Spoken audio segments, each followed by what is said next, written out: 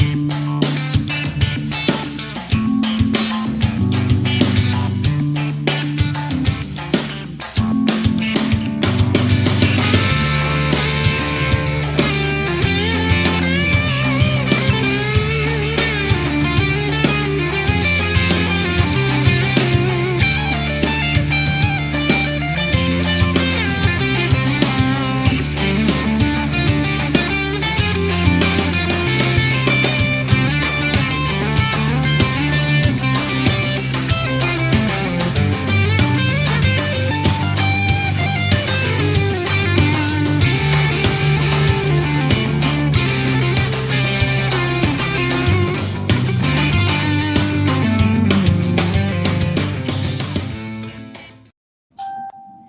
everybody, welcome to another edition of Creators Outlet with our special guest, Varian Mid-Hot Grant. Welcome to the show, my friend. Hello. How are you? Good. We've been talking about doing this since we met over on CromCon a couple months back, and I was like, well, I want to get him in before I hit episode 100 next week. So, and it kind of like fell in line, and here we are. I got in right under the wire there. Yeah. I'm happy to be here. I gotta say, your intro is really cool. I like that. I'm inspired now. Thank you. A friend of a friend made that for me from the Toking with the Dead comic book series, formerly the Toking Dead. Apparently, somebody with the initials AMC took comment. Thank you, Jason. Took issue with that, so it is now Toking with the Dead, and it's a funny series, and great bunch of guys in a good community over there. And one of their friends was like, goes, "Oh, you need an intro? I'll make an intro for you." I go, "Cool." That's cool. It was a good intro. So I liked it. He goes, "What kind of music?" I go, "How about some rock music?" He goes, "Okay, some loopy rock music." Here we go. So tell everybody about everything you have going on. I know we got Indie Volt Radio and TV, and your comic company, and Liberty Distribution, just to name a few things. Yeah. I've been making comics since 2008. So I have a comic book publishing company called Last Call Comics, which my wife and I co-publish and co-own together. That's mainly just straight to put my work out there. But you find like-minded individuals as you go on, and you're like, "Hey, man, I'll publish that for you." So that's how that grows. Indie Volt started about. Well, actually, Indie Volt started. I'd say it started. We celebrated our third birthday last year, but it really started before that. It's probably actually like 5 years old. But we started just to put the word out about indie comics, because what I wanted to do was, I felt like indie comics weren't getting the same type of exposure and the same type of quality exposure and media attention that the mainstream books are given. And I wanted to try to change that. So I figured, well, if I could, I'll create the website. We'll get, quality articles, interviews up there.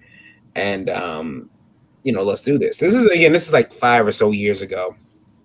And, but keep in mind also that I live under a rock sometimes. So I don't know what anybody else is doing.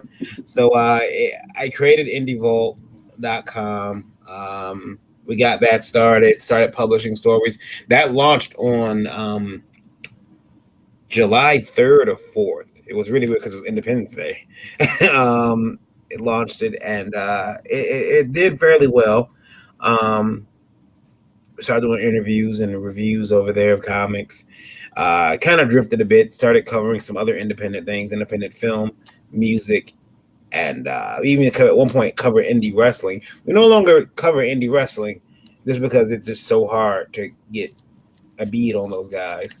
But we don't cover it as a priority anymore, unfortunately. But yeah, then we did that, and then from there we started Indie Vault TV, which is over the top or streaming network, uh, which is it's free. It's on Roku. We're gonna put it on Amazon Fire Stick pretty soon too. But so it's free. It's stream independent movies because I know a lot of independent directors and creators. So they were like, "You don't do anything for us, man." So created that. Then Indie Vote Radio came out of that because we got TV, might as well get a radio, right? Mm-hmm. And independent music is on there, and then also we have shows. Yeah, we play shows like podcasts. A lot of that is exclusive to Indie Vault. There's some superhero dramas on there, and some not stage plays, but radio plays that are on there that are really exciting. Yeah, and that's Indie Vault. I mean, and we got some other stuff we're doing with Indie Vault in the future. It's going to be really fun. I get a kick out of it. I did step down as editor-in-chief of IndieVolt.com because that was just too much work, too much on my plate, and I had to concentrate on Liberty. Yeah, it's a whole boring story. And that wraps around to bring us to Liberty Distribution. And of course, I've got lots of questions about that because the majority of all the shows I'm doing are all talking to creators like yourself and other people. Mm-hmm. And, most of them are like, either freelance or, straight up, indie, either self-publish or, all crowdfunding. And when I first heard you talking about Liberty Distribution and the 100% return policy and everything else, I go, wow, this is what every comic shop in America needs is like, here, try these books. If they sell for you, great. Yeah. If not, send them back to us and we'll send you another bunch. Yeah. We just want to get, again, those books in the stores. It started actually over a conversation 5 years ago now. Me and a buddy were sitting at a con in Traverse City, Michigan. It's a con called C4, and we were doing that show, and we were talking about getting our books in the stores and how hard it is, and I said, well, me and my wife had decided, we had discovered that if we went to, when we were traveling from city to city, state to state, if we go in like a day earlier, what we started noticing was that we would go to some of the stores. Hey, listen, I'm going to be at the con this weekend. Here's 3 issues of my book for free. You can sell these, and we started making, inroads with these store owners, which was great. Mm-hmm. But, I know a lot of store owners back here in Michigan, so much, in fact, that it got to the point where I would just walk into some of these stores and walk behind the counter because they just knew me. And I would ring. I think at the point I was actually ringing customers up for people, but the store owners I started to, I'm like, look, I make indie books, and I know you carry them because you're my friend, or I come in here so often, but like, why? What can we do to get more indie books in here? And they would talk to me about different things, and one of the things that we kept hearing very early on was store owners don't want to do business with every publisher out there, every creator out there. They don't want to deal with me personally and Will and Pops and Eric and Randy. They don't want to deal with all of us on a person by person basis because as creators we can be a little eccentric, and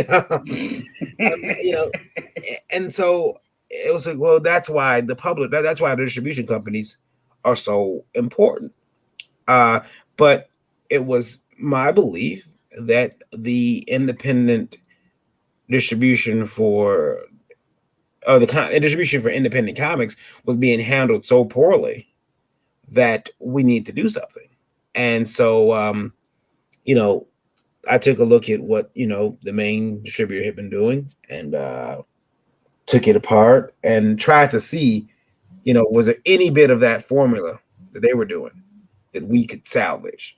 And after looking at it for about 3 days, I'm talking like 3 8-hour, 9-hour days, just trying to figure out how they're, how what they had do, what they were doing. At the whole thing, like that won't work. We had to figure out something. So, talking to all these comic shop owners, being a publisher myself and knowing other publishers, try to put together something different. And that's what Liberty is. It's distribution done, differently, because the old way is not working. And you get, 5 years ago, I was looking ahead saying, what happens when this crashes? What happens when, and then the weirdest thing happened. When I started it, or when I started talking to people about it, no, people weren't interested at first. So we've been building up slowly, and I tried it with my own company. My company was the first company that I had, signed up. And for a while, Liberty was only being produced, or only producing my stuff, because I had to make sure it worked before I would bring anybody else on. Mm-hmm. And so, yeah, one that you mentioned, the pledge, we have the Liberty Pledge, which is, and the Liberty Pledge only covers certain books, but it's a lot of books, and it's up to the publisher if they want their books under the Liberty Pledge, which basically says, if this book doesn't sell, there's a window of time there. If the book doesn't sell in this amount of time, you can send it back to us, and we'll either get you some new books or, your money back, because I don't want the book sitting on your shelf if you can't sell them. That book needs to be being sold, read by somebody. It doesn't mean it's a bad book either if it can't sell. It might not be the best book for that particular store. Maybe maybe that person's fan base or their client base is more into superhero stuff. Or we got, the slice of life book on the shelf. It's not going to sell very well. So yeah, it's called the Liberty Pledge, and I can share it if you want. Let me see here. Let me share my screen. Sorry, being on the other side, this is weird. All right, yeah, here we go. So yeah, there's the Liberty site, which this is the site that most people, when they come to the site, that ledg.us, they get this page here, which is in need of some updated graphics, but that's actually being worked on. But some of the companies that we're proud to distribute, there's just some of them too. There's more now that needs to update as well. There's our mascot Bill. Different artists have drawn Bill, which is for me really exciting, because I designed her and then had all these other artists jump in there and do their spin on her, which has been really cool. There it is. There's a pledge. So yeah, just making sure that the store owners need help. I know there was someone a while ago said that I said that I don't care about store owners. I never said that. I have friends who own comic book stores. I came very close to retailing at one point. We don't want them in any worse position than they are now. Mm-hmm. They're willing to take a chance on these indie books, then we should be willing to help them out if their gamble doesn't pay off. And it should, because we come to carry the best books of Liberty. How it works is someone would send, they can come there. We got a retailer's portal up there, a vendor's portal. They can click on any of those and sign right up. We've got, if you click on vendors here, so this is where you would sign up if you're, you want to sign up and get your book with set up with us. Usually I will require a PDF or something to overlook the book and make sure that it's, something that, of quality that we know that we can put in a store and sell. So far, so good too. We're signing up stores. It's, again, a lot of stores are, some stores are reluctant at first. They're like, I don't know if I want to do it for a distributor. But, when we show them that we got quality products, you know, and we don't have like those ridiculous minimums that some companies have. You know, you have to have this many comics. You have to order this many. If that month nothing is you know, good for you, you don't have to order anything. We will love for you to, but if you don't, that's fine. And about how many stores are you dealing with right now? Right now, we just crossed, I think it was 57, very close to 60 stores. I was really upset though. I gotta tell you, well, I was upset because I had hoped to have at least one store in every state, and that did not happen. So I was like, oh, but we are expanding, and we got some other exciting news coming pretty soon. That you know, I think store owners and people who, you know, have comics that they want to see on the shelves are gonna really like. Well, I know that's one of Pop's big grievances is that he wants to be able to walk into his local comic shop and see, you know, books from all the indie creators that he's a fan of, and be able to pick them up there, opposed to paying, you know, like you know, $10 or $15 for shipping for, like, you know, each individual you know, title like that. Absolutely, yeah. You know, I've talked to people who've told me, well, we don't need the stores anymore. And I don't believe that's true. I think that I think there's still something to be said for the comic book store. You know, it's like, I personally like a store that concentrates on one thing. I can go get my video games from Best Buy or Walmart, sure, but I do like going to GameStop because their business is video games. So when you know, I can buy comics from anywhere, but I want to buy from the comic shop because generally those people who own comic shops, there's a good chance they're going to be somewhat, you know, involved in the fandom. They're going to be able to assist me. The Allegiance Arts books that come out last year in Walmart, they my local Walmart has the books. They tied them to a shelf. They zip tied the little cardboard display they have to an end cap at the end of the electronics aisle, and they just got issue 1s in there. And so when issue 2 came out, they were getting ready to be released. I went to the store to get them, and hey, where are the issue 2s? Oh yeah, I can't put them out. The electronic manager tells me. I'm like, why not? And he's like, oh, I can't do that until the issue 1s or so. And I'm like, no, that's not how that works. Issue 2, they have to be here. You have to. No. And then I go back in there and, oh, we don't handle that. No, periodicals. There's a lady who comes in and does that. And I'm like, no, she doesn't. I know more about that deal than the people who are working there. And so, but that's what happens when you don't have that type of education. You're not educating the people who are selling the books. That's why, again, there is still a desperate need for the comic book store.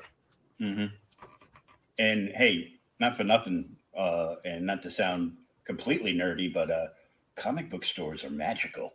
COVID aside, you know, yeah, there's something special about going into like your favorite comic shop. You know, I agree. Slightly inspired by that show that ran like what 8-9 seasons, basically centered around, you know, us nerds. Yeah, and you know, I thought it was great, and I'm like, oh man, how come I'm not the nerd with the hot girlfriend? you know, they had that on Comic Book Man. Comic book stores are, you know, you have comic book stores that are like, and you have people who you can tell when they love their store, and they put, you know, man, there was one guy, I wasn't even in his state, but I was like, oh my god, it's so cool. If you bought over $20 worth of books, you got a free drink. You could either choose coffee or a soda.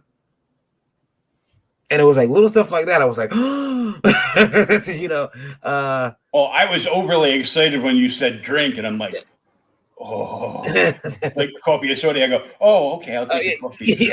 yeah. I'm also the that also has me kind of like apprehensive Mhm. to have like people with forms of liquid anywhere around my comic books. Yeah, that could be, that can be scary because some people they get there. I mean, we've all had it at Comic Cons where remember a young lady came by, they were selling beer. She had a cup and she set it on the table, like she set her cup on my comics, and I'm like, while she's talking to somebody about something not related to my table at all, and I'm like, wow, she's drunk, and if that cup spills over, gonna have a bad time. But yeah, you would be a little scared to do that. But this guy, it works for him. It works for him at his store, and his customers seem to love it. They keep coming back, and You gotta find what works for you and your customers, mhm. and then you start with that, and you ease into other areas like my LCS. I'm old, which is probably why one of my shows is called "Okay Boomer," the podcast. Uh, and I discovered I'm 51 now, and I discovered my first comic shop, and I've been going there for like I don't want to count how many years because then it just makes me feel even older. But I discovered that shop showed up in the town that I was living in. Uh, I discovered it when I was like 15, Mm. and I'm still going there. The owner sold it to the manager, who is like one of my best friends till this day. Uh, and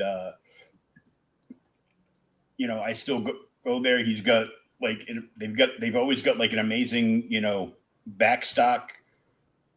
When I first started working for the original owner, he had two stores, and then one of the stores in another part of the state he closed because of problems, and then he sold this one to the manager. And when he sold this one to the manager, we could boast that for the longest time they had like over 100,000 back issues like on the floor at like Mhm. any given time. It's not a big store. It's a small store, but it's packed with a lot of stuff. Yeah, I I remember my father was into collecting. He collected comics, sports cards, things like that, and we'd go to the comic stores, and I knew where there were four of them that I used to love to go to. But one of my favorite ones was a store that's closed now. It's called Comic Archives. I wish that crowdfunding would have been around to save them, because they were trying to get the money raised up, and they were just short. They were short like about $1,000 or so dollars Mhm. when they had to shut their doors. But they one of the cool. I remember I had a lot of memories going there with my father. My father passed away when I was 13, but I remember going to that store. I got a copy of The Killing Joke, first printing from there, Nice. and it. I remember picking that book up and saying, "Dad, can I have this?" And he was like, "Yeah." He didn't care. I was reading. He didn't care. But they had in the window as you would drive down the street, you could see Spider-Man's back. Someone did really good work. They had a big paper mache Spider-Man, gorgeous Spider-Man paper mache thing, life size, and hanging upside down, with his arm stretched out. And I thought it was the coolest thing in the world. I wanted it, and this thing stood in the window for years. And when they closed, I remember freaking out, like, where's the Spider-Man? Where is it? Please don't tell me it's in someone's garage getting, wet and damp and molded. No, but what happened was another comic shop, they had moved their location to a bigger store, and they have it now. So they have that Spider-Man, and they have it. It's much higher now. It's like they got like that big 20-foot ceiling.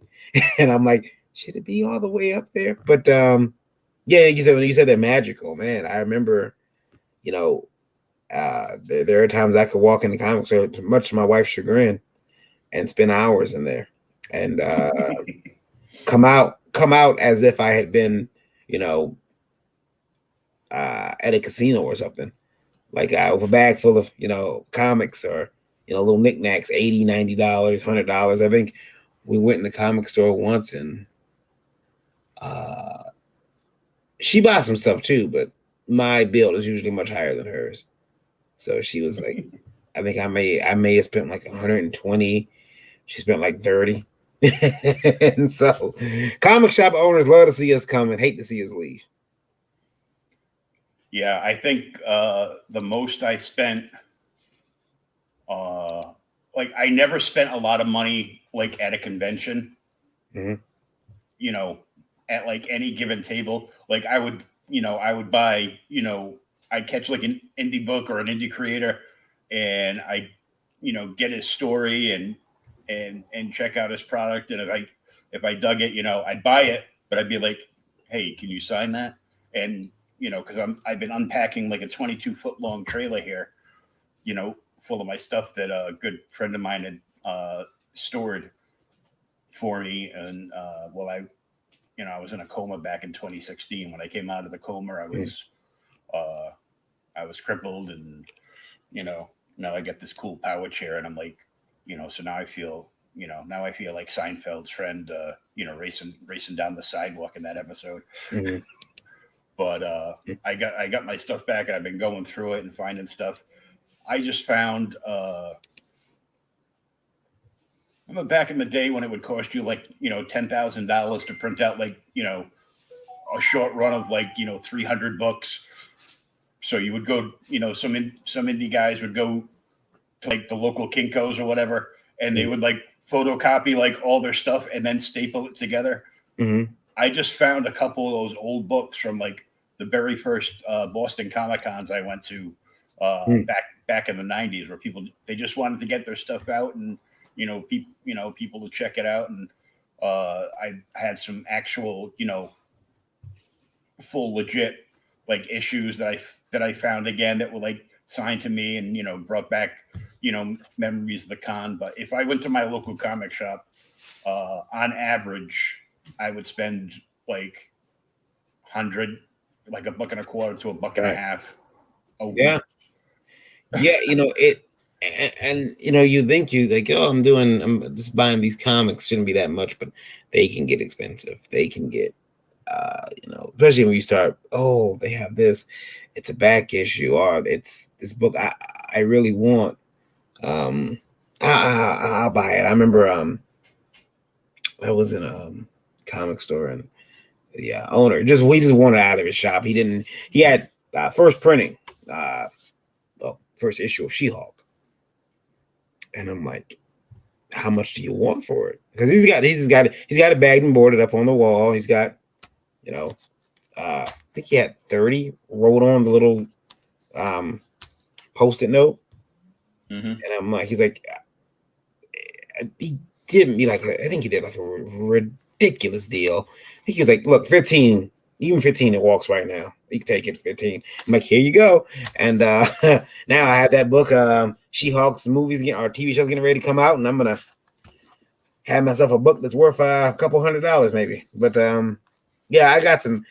I'm a big Wolverine fan, so I have Wolverine's first original run. I'm gonna buy the Frank Miller miniseries run at some point. I feel like I should get that too. But that's anything dealing with Wolverine, 90s comics that are glossy and Mike Turner art, and you got me. Oh yeah. I mean, I don't think I actually read a single issue of his Soulfire series, Mhm. but I bought every single copy, Yeah. and I get a kick out of it because now every once in a while, uh, I'll get a an email from Aspen Comics, and they're still using some of his art, and if Mhm. it's not his art, they've basically got their own version of Greg Capullo. Well, Greg Capullo was like so good and so styled with Todd that Mhm. you had to sometimes look for the signature to be able to tell whether Yeah. whether it was Todd or Greg Capullo. Mhm. So, and it's the same thing, but it's like, beautiful covers. And one day I'm gonna find them in this mess of comics I have, and just sit down and binge read the whole the whole run from when he was still around. Yeah. I think the most I spent in a comic shop was one year at Christmas. Everybody asked me, what it's like, I want to get you a little something for the holidays. What do you want? I go, go by Randy's shop and get me a gift certificate at the comic shop. Mhm. Okay. My mother's like goes, what do you want? I go, and before I could say anything, she's like, I'm not buying you comics. You have enough comics. He goes, you had enough comics in 1978, and now you're just ridiculous. I go, okay, Mom, doing something right. Yeah. And it's, hey, look, my parents never really they the comics were that was always fine. I remember being in trouble as a kid, and I would ask my dad.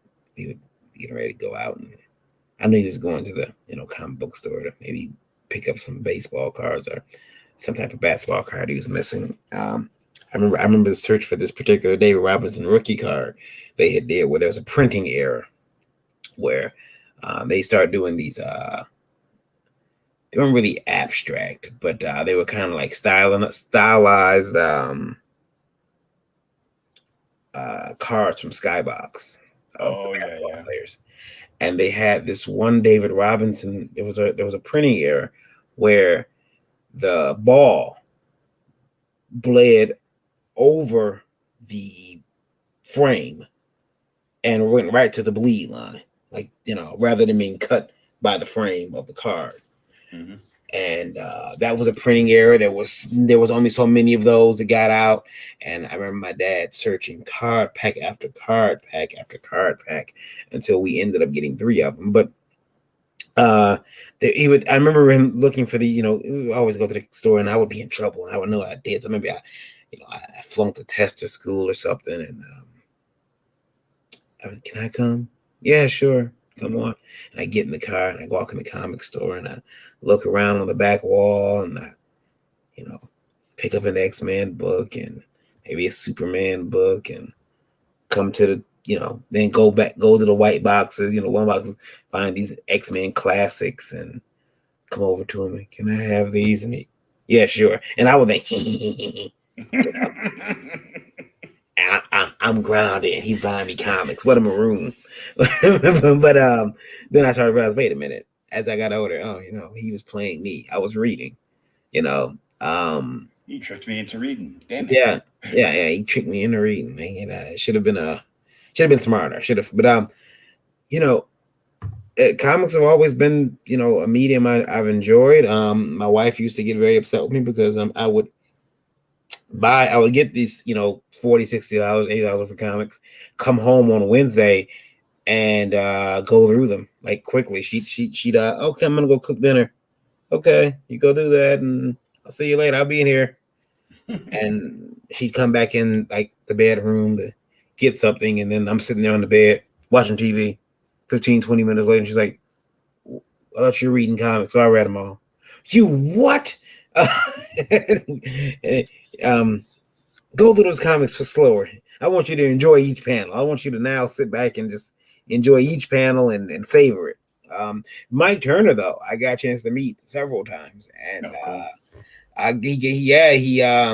he got some money for me in New York because I did not know Mike Turner was so good at playing pool. And he handed me my ass in a game of pool, and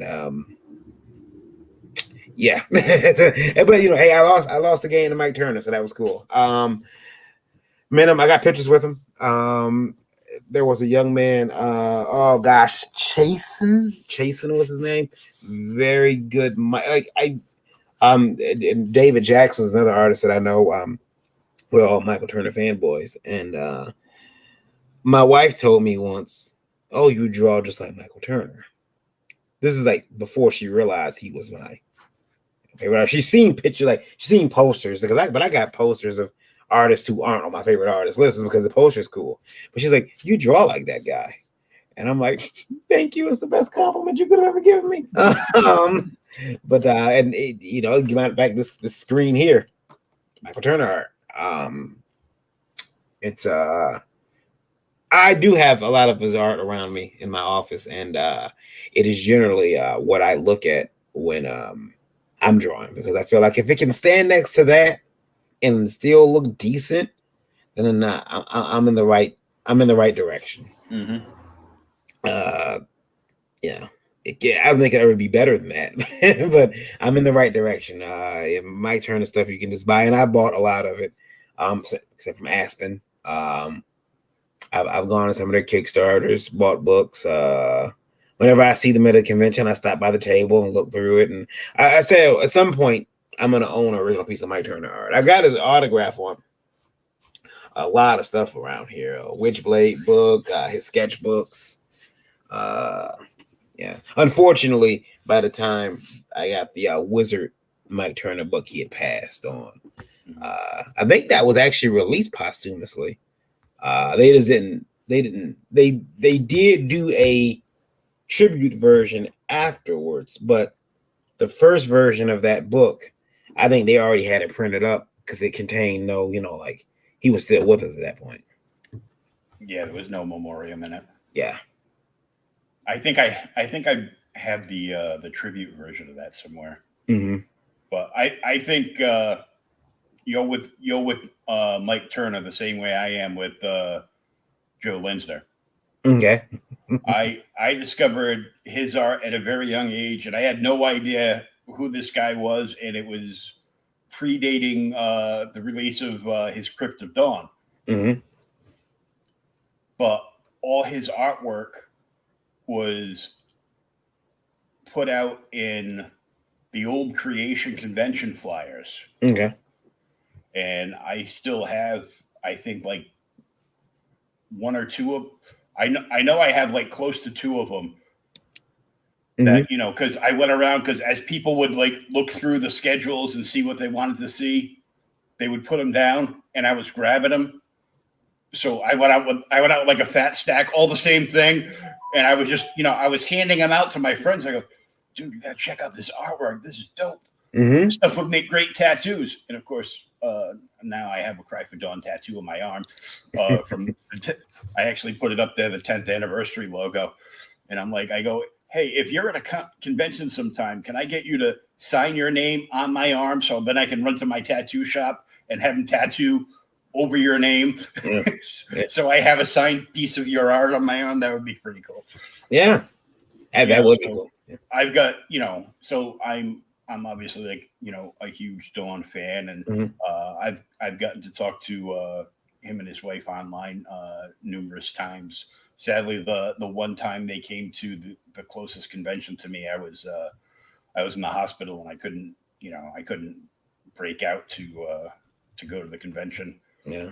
With with a couple of dozen IV bags strapped to me with meds in it. But yeah, I've got Dawn action figures, Christmas tree ornaments, statues, books. I found like 2 hardcover books that I didn't even know I had. And I'm like, whoa, this is dope. When the hell did I buy this? I think the Dawn artwork was the first time I was like, I remember looking at them like, I remember it was a piece she had, and she had a green top on, and the top was like see-through almost. Mm-hmm. And I'm like, can we do this in a comic book? Is this okay? And yeah, she was the first. She was the first scene girl, in my opinion. She was the first emo girl. She had the big hair over her eye. Yeah, really iconic character. Yeah, it's just and that that led me to other books. Then one time through conversation, I then felt like a little off, because you look at certain characters like Dawn, you're like, oh man, she's so hot. And then Joe goes, he goes, yeah, all the women in the book, my wife models for me, and I'm like, oh man, now I feel dirty. Yeah. Yeah. What the hell? Why'd you have to tell me that? Yeah. There's a character in my comic that's 100% my wife. Not so much the attitude of the character, but appearance, faces and everything. Face, it's my wife, but she's a bad guy. She's a bad guy. But which actually does fit my wife. That part fits my wife to a T. But it's weird because I think that we base these characters on people that we know, and if you it's like if you like a character, ask that artist, he probably knows them. He or she probably knows that person. Like, oh, I'm in love with your character. Really? Would you like to meet the real one? Come over here. It's a buddy of mine. Let me give you the Facebook profile. Just when Mike passed, Mike Turner passed, I was on it was during Wizard World Chicago, and he's supposed to be there. And I noticed that he wasn't, and I thought something was odd. And I'm like, this is a man who would come down to his table and sit and stay there for hours, just meeting, because his lines were that long. And I remember when he wasn't there, I said, that's really odd that he's not there. And sitting in a meeting or a panel room when Dan DiDio announced that Michael Turner had passed. Oh, it sucked all the energy out the room. Like, it was a hard panel to get through after that. It was rough. But yeah. Always my one favorite artist, and one of the things that I remember is that again, he was, the story that I heard was that he was he had been sick in his hotel room at one of the shows, and he came down and he signed autographs, and he stayed for longer than he was supposed to. And, he's sick and everything. And he says, oh, I didn't want to disappoint the fans. And I thought, this is a gentleman who's sick, and he's still considering, still putting the fans before him. I've had some medical issues, like you said. And I had 3 strokes now, and they've affected me somewhat. But I remember the first one when I realized what had happened, I demanded a pencil. And I remember, I think a pencil. Can I still draw? Yeah. I remember. I think I was like the Joker in the 1989 Batman movie, Mirror. I was like, give me a pencil. I got to see if I can still draw. And when I think I drew a couple lines. I think I drew like an eye or something, a person's eye. And when I seen I could do that, I was like, okay. I can still do that. Okay. I couldn't talk right. I was missing a lot of words and slurring some speech, but as long as I could still draw, I was okay. Like, I can draw, I can work on the other stuff, but as long as I can still draw, I'm happy. Yeah. But yeah, everything that I've created has been for, comics. Try to push, I've been told I don't push my own stuff enough. I'm one of the co-founders over at Terraform Comics, one of the founding members, and they constantly tell me, hey, you don't advertise enough. And it's like, I feel bad because, like, when I started Indie Vote, it was like, hey, I don't want to put my company first. I'm not going to advertise myself. I feel really weird talking about myself too. Mm-hmm.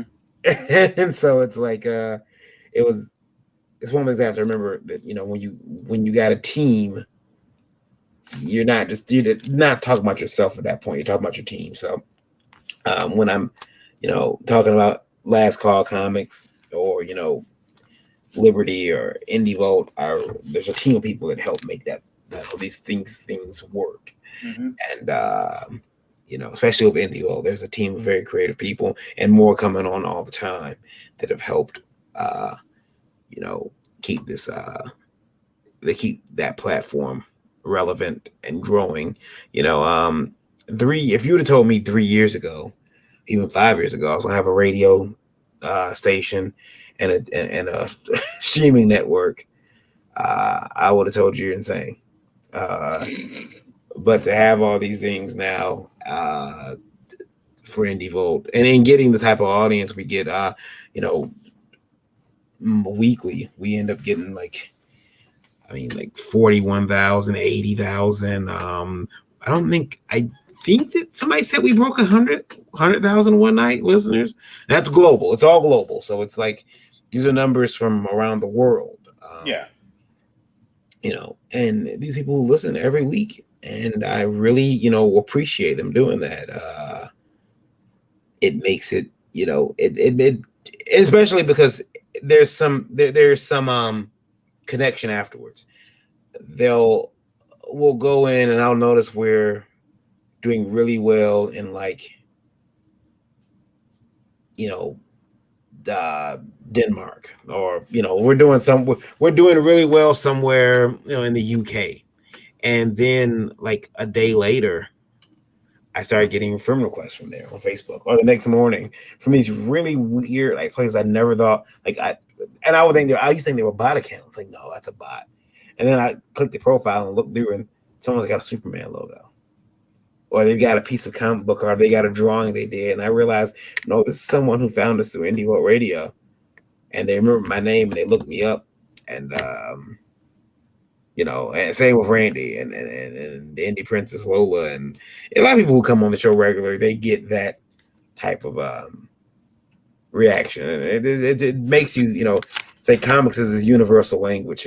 I know it sounds hokey, but it really is. Like, people, like, no matter where you're at, you can kind of pick up a comic. I know I've talked to people that they learn English through comics. Yeah, that's big. Yeah, so, you know, it's like, I really, you know, that's why I do what I do. That's why we keep coming back, you know, as much as we do, and keep trying to put the word out about books. Now, since you don't like advertising yourself, let's ask you to advertise yourself. You know, what are you working on now? What series do you have cooking up, and all that good stuff? Well, let's see. Last Call Comics.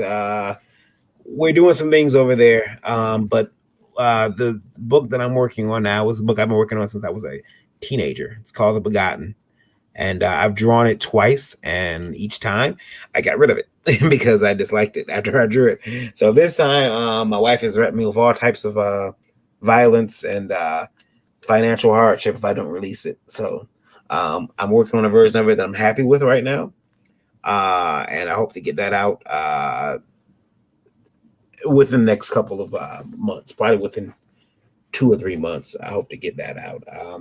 It's issue 0, and then I'm working on issue 1 as well. I've got a lot of stuff. The series I've created, Jeremiah Cross, XP, they'll all be continuing. Working on that.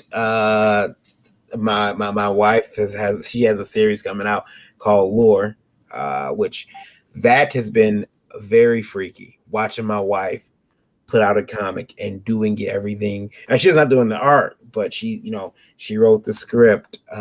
She did the panel, like this panel, this happens. Watching her art come in from her artist, and her putting stuff together. She's a graphic designer, and she's in college for graphic design.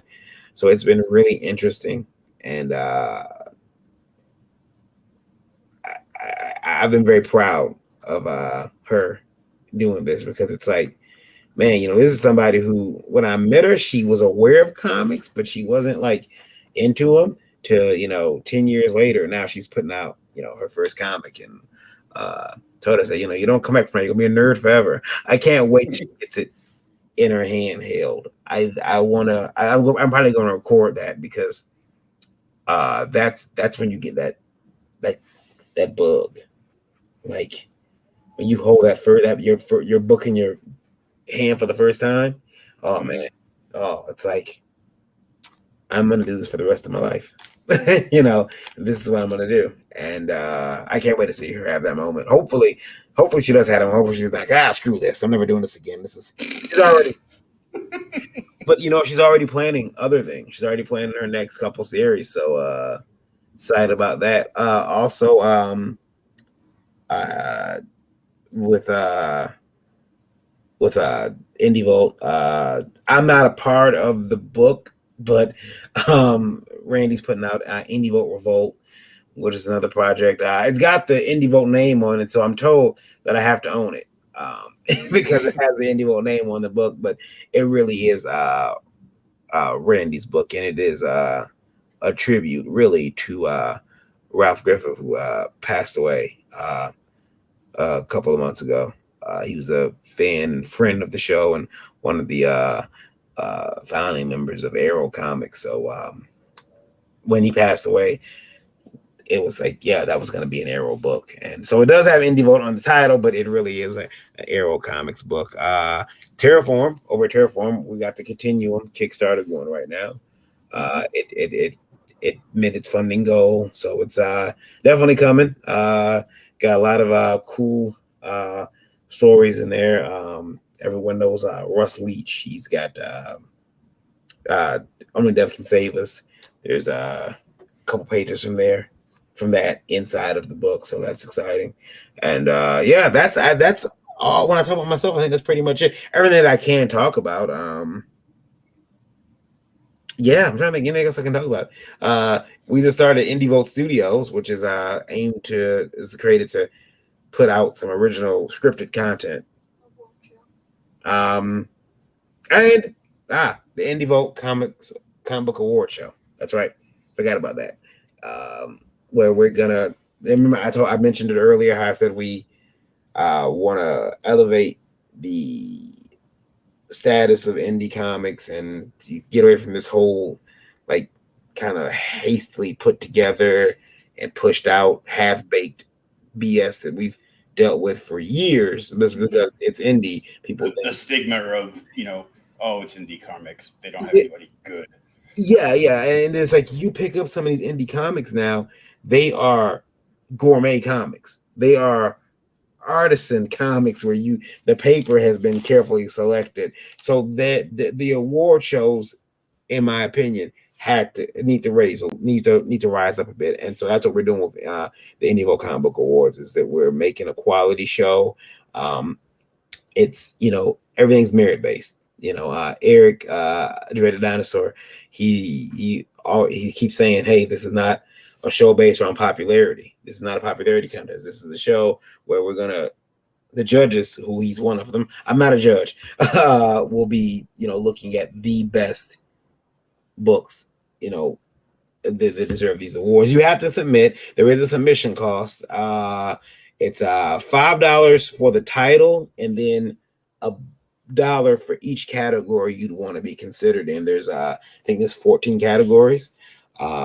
Tops you're gonna come out paying, I think, $21 at the most. The least is like $6. And we didn't really want to do a submission fee, but there were a couple different reasons why we had to.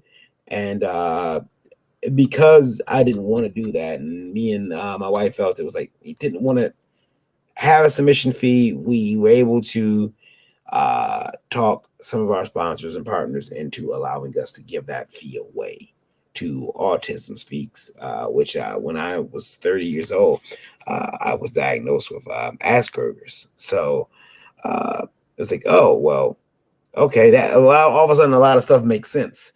Like why I do things certain ways. And it's like, my son is they consider him a high functioning autistic. He's very good with my son is basically Sheldon Cooper, basically. Very logical, very to the point, doesn't understand sarcasm at all. But he's his schoolwork, great grades, top of his class, always in like the it's freaky how smart he is.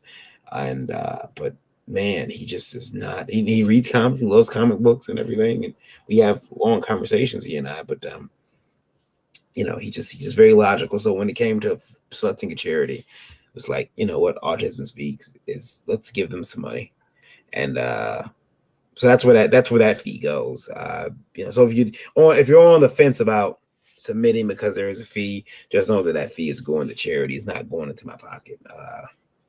We want to make sure that people are having when they're submitting to, that they know where their money's going. Yeah, being donated to a good cause. Yeah. Yeah, because I have some good friends out this way, and one of them is my friend Christopher.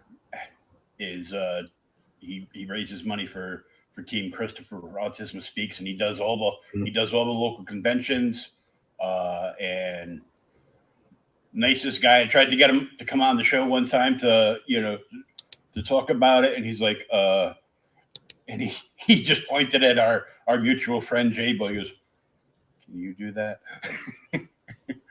And because some of my friends are streamers and Mhm. just so happen to be GameStop managers. Yeah. And when stores close or stuff goes to absolute clearance, let's get it out of here. They buy it at their discount, and they ship boxes of stuff to Team Christopher and be like, here, put it up on your tables for donations. And they've always got a big booth donated to them from whatever convention they go to. And uh, my daughter's mother's oldest son also had Asperger's, so I actually took him to his first convention back in 2019. I covered Rhode Island Comic Con for Outright Geekery, Mhm. and he went with me on the Sunday. And I said, hold on, I gotta go over here. He goes, what's that? I go, oh, this is my friend Christopher and all their friends manning these tables. It's for Autism Speaks. And then Matt bought $30 worth of stuff, and I bought I bought a bunch of stuff. They make obviously with my online handle of Joker fan, I bought all Joker stuff. But they had the GameStop used to have these 8-bit Nintendo characters, and they were modeled after comic book characters and Yeah. stuff. And I go, oh, those are cool. And there was a Joker one. I go, ooh. I go, what do you want for that? He goes, those are $5. I go, it's a 20. Here's a change. I go, no, I'll keep it. Yeah. Yeah. And donated in, and I bought one of the little pasta creation things they do with the colored pasta, and I go, so I got a little pasta Joker, and I got a other one, and then my daughter goes, Dad, this thing lights up. You just got to put a couple AA batteries, and I go, oh, that's awesome. And then she looks at me and goes, it doesn't matter. I know you're not going to open it. Yeah. Yeah. My wife has a Harley like that doesn't open. She used to work at GameStop. And she's a Harley Quinn that lights up. But it'll never light up because she won't open it. They do so much with the little money they got, and it's a really good cause. So we're really excited to be associated with them for the event, and any other sponsor that we have for the Indie Vote Comic Book Awards, which again, shameless plug if you want to go over there. IndieVoteAwards.com is the website for that. Go check it out and submit your work. It doesn't have to be your work. It could be a book you think needs to be recognized. You can submit your buddy's book, or as long as it's an independent comic, you can submit it, and we'll take a look at it. The award show is going to be September 18th at Dave and Buster's, who's helping us put the event together. So it will be a live event. There will be some guests there. It'll be live. It will also be streaming the event live too as it happens. So excited about that as well. Yeah, that'll be cool. I don't think I've ever seen an Indie Comics Award show before. Yeah, I've been to them. So, it wasn't indie, it was a comic book award show. I've been to them, and it was fun. It was fun. Wasn't recorded though. I thought people would have recorded it. So I think there was people were recording certain segments, but this whole thing will be recorded and streamed online so people can watch it. And hopefully we get a lot of people who are nominated out to the show. If they can get there, that'd be great. If not, but we are hoping as restrictions here in Michigan are starting to be lifted a bit, that we'll be able to have people, be at the venue, because we were going to do this last year. And just as we start, we signed the contract, got the money up there, no convention. Because they canceled all our conventions, and then the venue said, "Hey, we can't serve food. As a matter of fact, we can't even open." So they had to shut down. So we had to cancel last year's event because there was literally no place to have it. You can't have any people together. So now as the restrictions are starting to ease off a bit, we got our fingers crossed. But as for now, we're moving as if we're going to have the event, and excited about that. Yeah, that'll be great. That you guys are televising it. You're gonna stream it out, because it'll also get probably some work of people that a lot of people weren't familiar with, out in front of it, and hopefully that'll make people aware of some new creators on top of ones that they probably already know if they're an indie fan. Yeah, and yeah. There's been a lot of that. Like I think the indie scene has been on the rise like the last couple of years, and especially last year when Diamond closed down, and DC and Marvel pretty much closed down, and then a lot of stores couldn't get stuff. I know from talking to Danny Morales over at the Collective in Florida that they just started buying, ordering indie books and getting stuff shipped in because nobody was shipping anything. So that's all a lot of stores had was, independence to the rescue. Mm-hmm. And and we have store sign up. Real quick, could you hand me one of those Liberty boxes real quick? I'll show you what a Liberty box, the standard Liberty box, looks like. It's one of the smaller ones. So if someone orders, we have some bigger boxes too for bigger orders, but typical Liberty box. Thank you. Comes like this. Well, there's Belle. She's on the box. And so what happens is that we started doing a lot of research. What we discovered was that Diamond had been doing some real shoddy work on how they're packing boxes. So you'll notice, you'll notice up here, my mic's in the way, but there's a little slip of paper that goes right here. They can tear that open. They can get their invoice out. Their invoice isn't just thrown in the box like so many of them are. But everything's bubble wrapped. All the books are bubble wrapped when you get them out out of our boxes here. Also, you'll notice something else here. Here I got a copy of Psycho Sirens, which is one of my books. Hey, Randy. And Psycho Sirens, you'll notice that it is bagged and boarded. There's a reason for that, because that's where our books come at Liberty. When we ship them to the stores, they go to the stores bagged and boarded. We call it from ship to shelf. So all that store owner needs to do is all she has to do is open this, look at her invoice. She can tell, okay, I got 5 of these, 20 of those, whatever, and they're already bagged and boarded. She can just throw them right on the shelf. She doesn't have to worry about, taking time to bag and board the books and get them out there. Nice sturdy boxes. I think the crush rate was like 150 pounds, 180 pounds, something like that. But yeah, that's one of the things we like to do. We like to try to get as many people their products as safely and in as best shape as possible. I've ordered a lot of books to crowdfunding.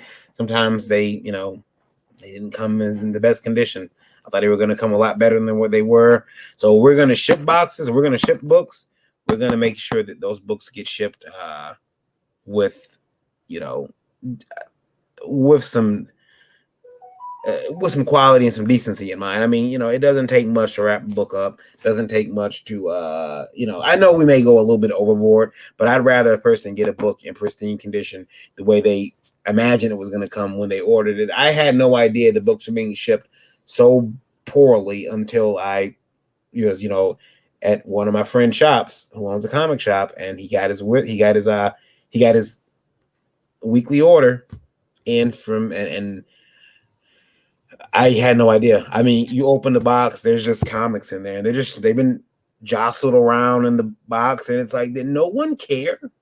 Like, I get it. It's just comics. I get it. But I've seen whole runs ruined because, I used to work at FedEx. I know how we treated some boxes. So, I don't think FedEx had the license for the main distributor of comics, but I think UPS mainly does. But I know how they, I worked at UPS too, but it's not in the package handling area. But I've worked with both companies, and I know sometimes boxes can get treated pretty poorly. So that's another reason why when we design these boxes in our bigger box for bigger orders, even that's sent in a way to keep the books in the best condition possible. And there you go. There, I talked about myself. And did I notice that all of Liberty's backing boards are actually in-house ads for Liberty? Yeah, they are. You can. Actually, the funny thing is, our boards are for sale. You can buy that, and that's I always said that's an evergreen ad, man. That's that's better than an online ad. You buy a Facebook ad, what it runs for a month or so. You buy this ad, that's forever. That's gonna go, yeah. But it's either that's one of ours, just one of our in-house ads. But we sell the backboard. I want to say it's $400 for the backboard. It might be cheaper than that though. But the backboard, and that's 10,000 impressions that we run. So your cover, your cover for your comic, the ad for your comic company, it's gonna go out on all these different books. And they'll be out there because people put these in their long boxes. Somebody reaches in a long box a year from now, pulls this book up. They might look at the cover. What is this? I don't have. Oh wait a minute. Oh, that's the back cover. What is this book? Now they're over at your website, looking it up, and maybe they place an order to your website. They tell their local store, "Hey, I want this book from this company." So, yeah, they're in-house ads. We print our own backs and boards though. So, we print our own. We print those out. The bags are all those self-sealing bags, so you gotta worry about tape. A lot of work. Some people tell me it's overkill, but again, when I seen how bad books were shipped, I knew we had to rise above that and do something a little bit better. You're doing everything to get all these books there to the various stores. Hopefully, soon to be a store in every state. In pristine condition. So, I mean. Now, can somebody that is not a store buy boxes from you? It would depend on. We deal with just retail. Yeah, just brick and mortar retail stores. We have helped a couple of crowdfunders with their retail tiers, shipping the books that way. Now, if a person was a online retailer of comics, we could probably do something for them too. But for the most part, it's just been just retailers. Now, with IndieVolt, we have a buzz box, which is we get a bunch of comics together, indie comics, normally for comics that people we've had on the show, and we have a box that goes out. It's quarterly. It's called the Buzz Box, and it goes out, and it has basically a lot of number ones. And I tell people with the last Buzz Box, we actually did pretty well. People actually did pretty well in that box. The box was $30, but when I looked at the value of that box, I think it was like $170. The value of the box, like if you would have bought all those books we put in there, based from the creators during their campaigns, or just. You would have spent more than that. So if you're looking for something like that, indievote.com, I think it's It's on the top. It's definitely in the shop, the Buzz box. There'll be a new one listed soon because we do them quarterly. So yeah, very. Well, that's a hell of a value. Oh yeah, yeah, You know, number one, that's probably saving the indie fans like $100 in shipping from Kickstarter and Indiegogo. yeah. It was something that we did, and it worked, and it was we didn't pat ourselves on the back too much for it. It was like, okay, this works. There's a market there for that, and it's all these different people. Because I've had people tell me, well, I did it for my company, it didn't work. Yeah, that's because you did it for your company. That means you're getting all of the stuff from your company. This is various companies, various different creators. I don't think I can do a Last Call Comics box. I probably could, but it's gonna have to be people who are just fans of Last Call Comics. Whereas if I can put Last Call Comics in with Nine Realms Publishing, in with Wolfpack Comics, in with Terraform, in with Arrow, in with all these other companies, and put a box out with comics that are accessible. Because you don't want to send anybody number 4 or number 5. They don't know what the hell's going on in number 1. They don't like it. You have to. So it was the other things trying to get all these number 1s together was a pain. And we had other stuff in the box besides comics. There was some lanyards and some other stuff from publishers who wanted people to I think there was a CD in there too. Someone had a music CD in there. Yeah, but yeah, it's CDs, right? Wow, who thought? Who would have thought? This is the soundtrack. You want to read this book? Yeah. It was fun. We're gonna do another one sooner rather than later. Well, especially with something called Indie Bolt Radio. Yeah. So I know you guys are also appearing this weekend at CromCon 11 with Pops. Yep. And possibly me, because it looks like my daughter's not showing up this weekend, so I will possibly be haunting the halls of CromCon again. I'm gonna go in there and do my best to entertain people for the small amount of time I'll be there. I do like doing the CromCons. I've been a part of only 2 of them, so this being the second, and looking forward to that. Looking forward to Pop always gets such a lively crowd that are there for comics, which is it's cool. It's an internet con virtual show, where it's just it's a good time. I like them. And then after that, on the 28th, I'll be doing the ICA Independent Creator Awards, because it's award season. Everyone's got their awards right now. Mm-hmm. So the Independent Creator Awards, I'll be on, and we'll be giving IndieVolt will be hosting that, and we'll be giving out some for the ICAs. It's a special, and they ask us to come on board and help out, and I was happy to do that. Happy to be a part of that, and they did something interesting this year. They didn't have judges. The idea was that since 2020 was such a hard year for people, that having judging people was not something they wanted to do. So that particular award show will be it's fan chosen. And so we'll just be looking at what the fans say, and hey, you won. And I have the easy job at that show. I don't have to do anything but just entertain and read the winners and nominees on the winner cards. That's all I got to do. Whereas it's going to be a lot tougher back in September. It's going to be a lot tougher because then again, actually, I've gotten out of that because I don't have to judge anything on that. So I'm all about doing the least amount of work I can possibly do well. And work smarter, not harder. Yeah. I want to do the least amount of work. I want all the credit. I don't even want all the credit.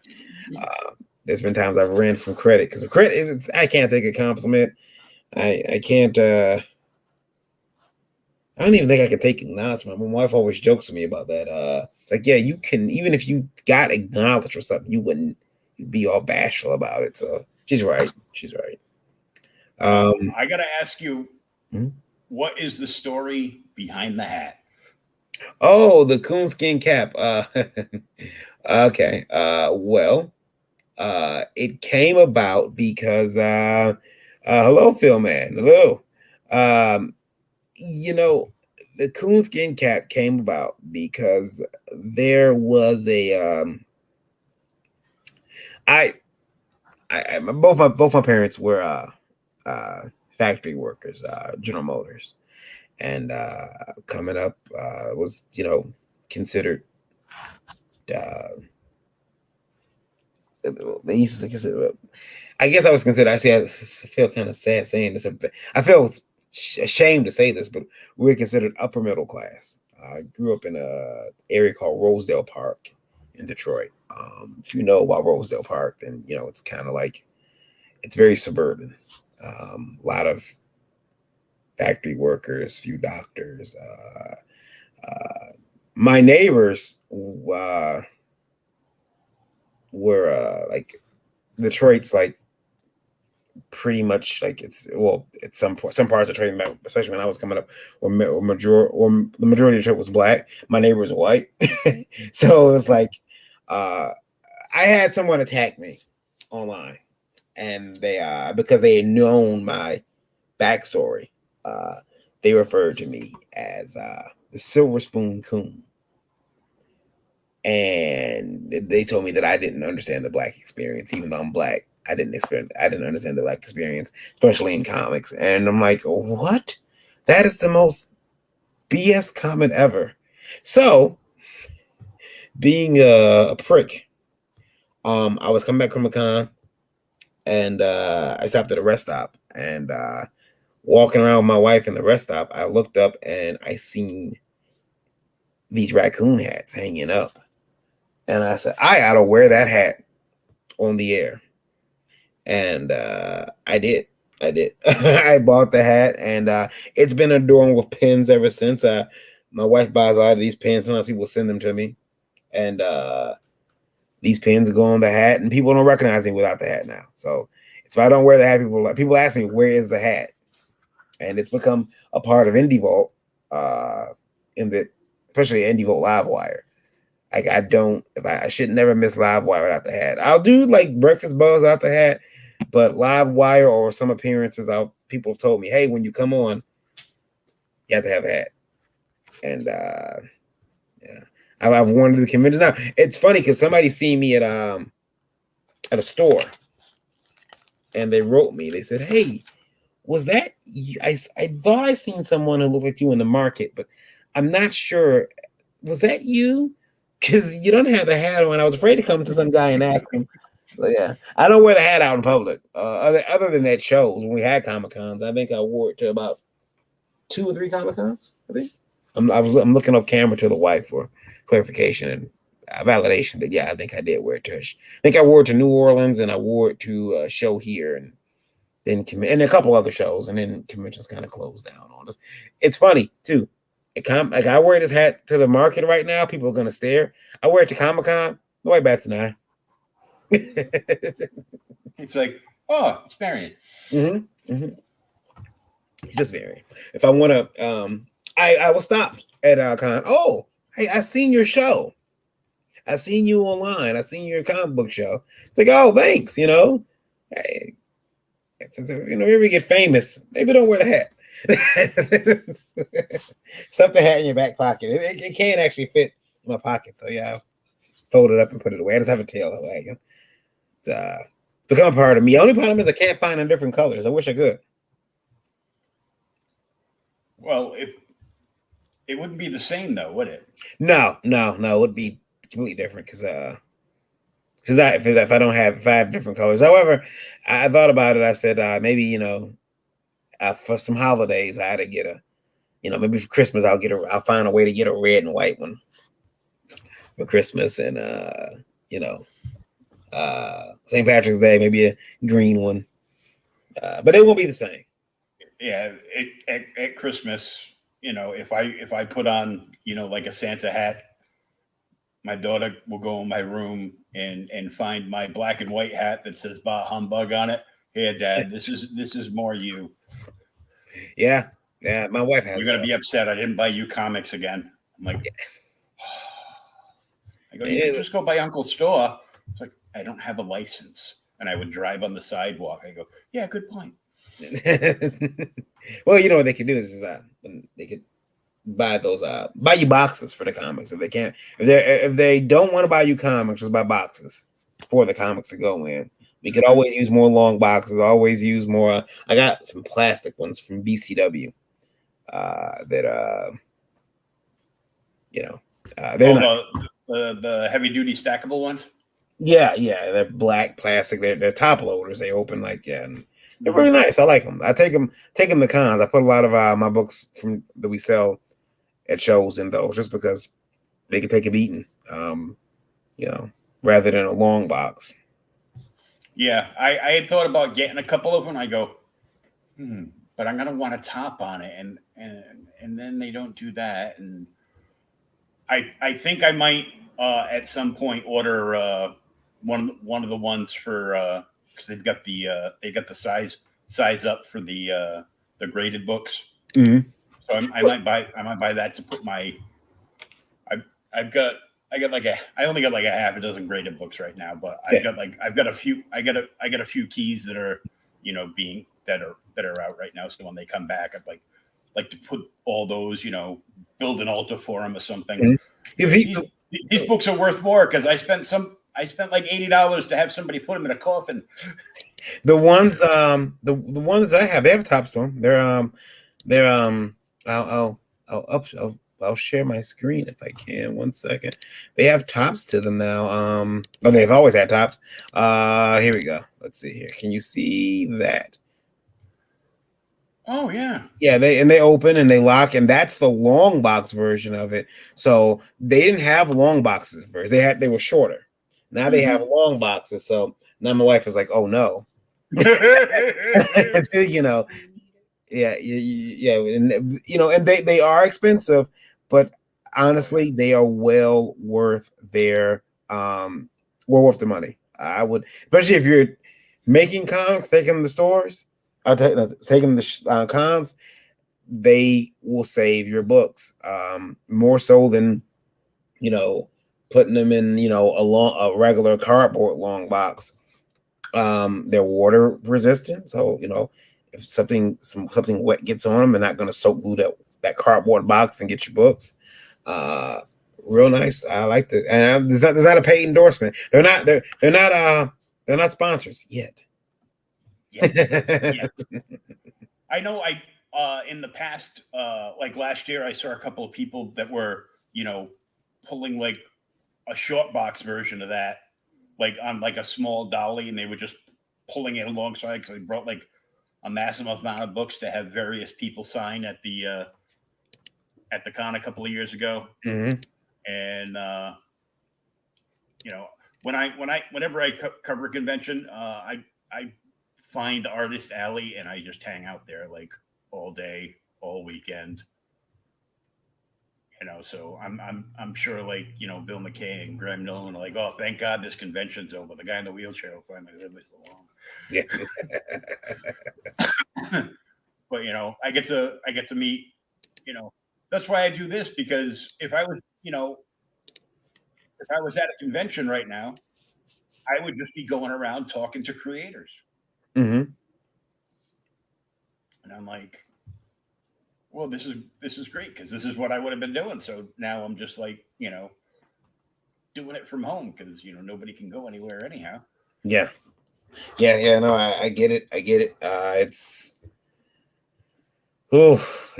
rough. I would like to go to a con, but I have some immune problems, my immune system. So it's for me, I'm probably looking at, like maybe having to miss this year just out of, just health concerns of my own health. Even if they do come back, I may have to miss some. I don't want to, and if I'm asked to be at a show, I'll always go. But for me to buy a table right now, I don't know. I would love to have cons back though. I mean, we had fun last year in New Orleans. Lola and I went to New Orleans for Wizard World New Orleans. Had a great time. Got to hang out with Anthony Figueroa, a couple other artists down there, and got a chance to be right across from Preston Poulter. So that was interesting. But then we came back home, and I was hearing about COVID, in the peripheral because I had some books printed and overseas, and I was hearing about,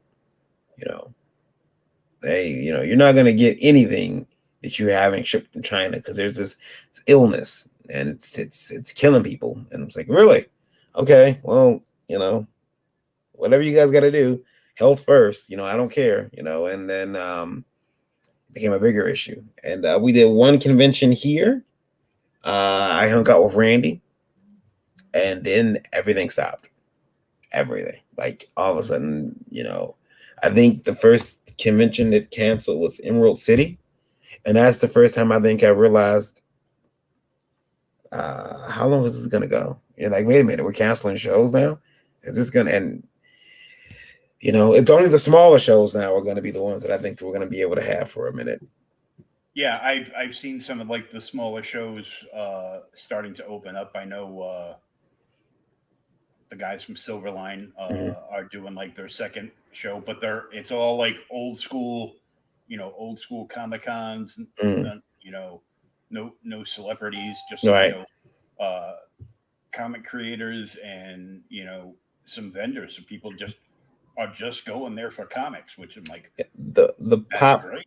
The pop culture shows are gonna be, those are the ones you might not get back for a while, but those small cons, which is why we have a lot of hope that the Indie Vote Comic Book Award show will be, still be able to be a live show, because we're gonna do the show regardless. It's gonna happen.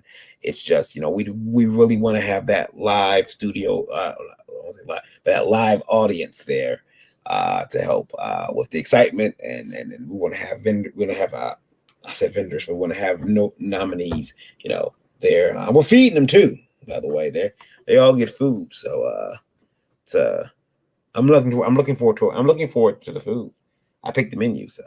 and I'm just thinking, how many drunk creators are going to be yelling in the background of the audience? Oh yeah. It's gonna all be taped. Drunk creators. It's gonna all be taped. It's gonna be I'm gonna have I'm talking to a friend right now who's a director, and trying to get him to come on board and actually tape the event, so that we'll have not just the streamed one, but a live version of the a taped version that's taped and produced and edited in such a way that it's like behind the scenes footage, stuff like that. I think it'll be fun.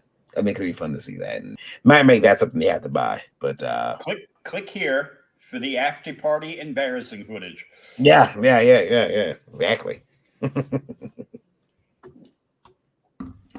All right, why don't you tell everybody where they can find you and follow you and buy all your stuff, especially that comic that you're working on, that you've been working on since you were but a small babe back then. Yeah. So since you were a youngin' and your wife has threatened you with all kinds of stuff if you don't get it out.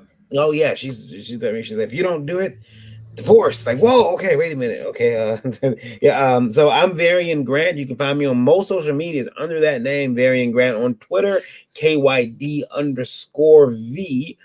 My personal website is the unfortunately named WhenWeRiot.com. My personal website. I've been contacted about the name of my website recently, and it was like, what are you doing? I swear it's just for art. It's a song lyric. It's a lyric from a rap song. I swear it's all. Yeah, so WhenWeRiot.com, LastCallComics.com, my publishing company that me and my wife co-own, and you can buy comics there. There's a store. You can pick up books from us there. Also, ledg.us is Liberty Distribution Company. If you're interested in there, head it over there. There's we also have a number you can call if you want to get more information. You want to call, and it's an 800 number. You can call us, and any questions you have, feel free to ask them. IndieVolt.com, which is website that I'm no longer the editor in chief of, but still a site that near and dear to my heart. That's the IndieVolt main hub, and you can actually check out the radio there if you want to. It's at the middle ways down the page, in the music section. You can download the IndieVolt radio app on Google, or if you have an Apple or an iPhone. An Apple. Everybody has an Apple in the kitchen, right? If you have an iPhone, you can now stream an app and type in IndieVolt Radio, and you'll find it there, as well as you can ask Amazon's Alexa to play IndieVolt Radio for you, and she will do that as well. Did I forget anything? IndieVoltAwards.com. Sign your comic up. Get in there, get recognized. September 18th is the day we're going to give out all those awards. Looking forward to that. TerraformComics.com is where you can go back the continuum right now. Couple more days left on that, and that's pretty much it. Yeah, that's the whole spiel. Pretty sure I forgot something in there, but there's a big long list in there somewhere. Yeah. Well, I want to thank you for coming on and hanging out and chatting up everything comics in between and all kinds of fun stuff, and a few people pop in. This is going to be downloadable in about an hour or so from ageofradio.org. You can look for Creators Outlet there and download it from there. Of course, if you're watching this on Outright Geekery, you already know where you are. If you're watching it on the Facebook page, please give it a like, a comment, a follow, share away with your friends. Same if you're watching us on YouTube. Please subscribe to whatever YouTube channel you're on, smashing that like button, and all that other good stuff that I always forget to tell everybody. Me too. I try not to be pushy, and then I look at my subscribers and I'm sad. But it's we're growing, and our make sure you join us next Friday night is our 100th episode of Creators Outlet. Anybody that has ever been a guest that wants to come on and do some plugs or hang out and jump in the chat and throw your 2 cents in. We've got a big lineup of people. I've got my friends from Texas there at Lost in Comics on YouTube. The lads are gonna pop over because we've been on each other's shows a few times, so they're gonna come over and help celebrate. Pops is gonna be there. My very first guest and local friend of mine who's a cartoonist in about 27 newspapers nationwide. Tim Jones from the Sour Grapes strip will be there because he was the very first guest. A bunch of other people, creator of Cult of Dracula, and the list goes on and on. So we hope to see you then. And of course, this weekend is CromCon 11. Varian and the crew will be there for their segment, so I'll be looking forward to that. And there's a huge list of people. 24 hours and 2 days, and you can't go wrong. Check out all the talent and the indie comics, and support indie comics, and get your local shops to support indie comics, and have them contact Liberty Distribution and start getting stuff shipped to them safely and securely. Nothing that shows up there will look like it came from Diamond. Yeah. Oh, I'm sorry. Was that a dig? We from somebody that's had to repack and return boxes upon boxes over the years to Diamond for damages on a weekly basis. There was a comic strip someone made of Bill, and I never published it. I should, but they have a guy trying to propose to Bill, the Liberty mascot, and he has a diamond ring. She's like, no, ew, because it's a diamond ring. And so we started we had to call them like something else. So start calling them like zirconia. I think that was one of the jokes too. We start calling it zirconia distribution. Oh God! Because we couldn't call it diamond because we didn't want to get in trouble. So yeah, I remember the '80s, and it's better than a diamond. It's a cubic zirconia. Yeah. She'll never know. The hell she won't. She knows. Middle of the night, you're going to be getting a Colombian bow tie. I'll tell you that much. Yeah, Get the real thing. Yeah. Now they got the diamonds. They grow in fact in labs now. This is a grown diamond. Grown. It's chemical. I see. Yeah, I want a real diamond. No, well, this is a grown ass diamond. You want a grown ass diamond? Trust me. Yeah. Why? Half the price. Yeah. I'm like, oh, she's just gonna know. Yeah. She's gonna know it's real. She'll know it's fake. But I want to thank you very much. Thank you. Episode 97 is in the bag. We hope to see everybody for CromCon this weekend. And don't forget, next Friday is the 100th episode of Creators Outlet. I will have a mystery guest on Monday because I haven't booked them yet. And Tuesday, Brian Silverbacks will be on to talk about his new Kickstarter. Every Wednesday, you can find me here for the Seanzilla Art Show with Sean Howe, where you have a chance to claim an original piece of art he's working on, or you can actually hit him up online and pre-order a signed print for when it's complete. And every Thursday, you can find Thomas Hewlett and I from Outright Geekery. In the past, on OK Boomer the podcast, where we take a look at books from the Silver and Golden Age on up, like older books. We hit the virtual spinner rack. Yesterday, if you missed the episode, this past Thursday, we did the first half of Kingdom Come, and next Thursday we're going to do the second half of the Kingdom Come series, one of the best written miniseries ever for DC Comics. Until next time, this is Will. You can find me at JokerFan on Twitter or at JokerFan1969 on Instagram, and William Pace right here on Facebook. And Varian, thank you so much for coming and hanging out. Thank you for having me. And it was good getting some questions answered. And now I just got to tell everybody that I interviewed. Well, you got to hit up Varian Grant and ask him about Liberty Distribution and getting your books on board, and talking to the stores I talk to. Be like, Indie Comics. Talk to this company. We're here.